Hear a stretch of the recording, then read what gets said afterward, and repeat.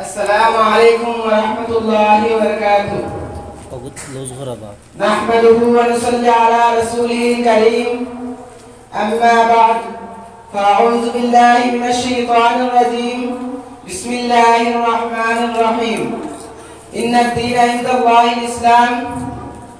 There was ever in the life with Hazrat Muhammad Mustafa sallallahu alayhi wasallam.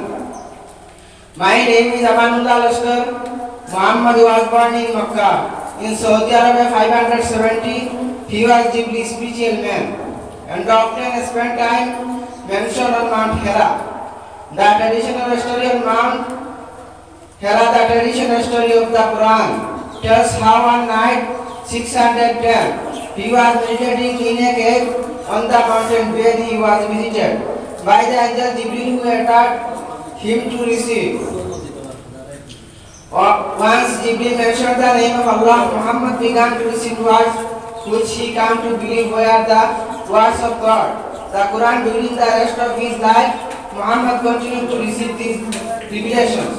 The words were remembered and recorded from the text of the Holy Quran, the Muslim scripture. Believing that God had chosen him as his messenger, Muhammad began to preach what God had revealed to him. The simple and clear message of Islam that there is no God but Allah, and their life should be lived in complete submission to the will of Allah, was attractive to many people, and they flocked to hear it. Muhammad's popularity was seen as threatening by the people.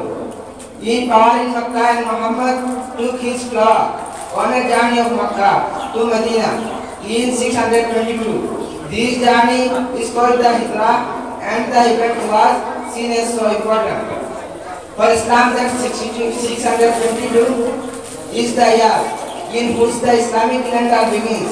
Within 10 years, Muhammad had begun to so many flowers that he was able to return and conquer Makkah from this time.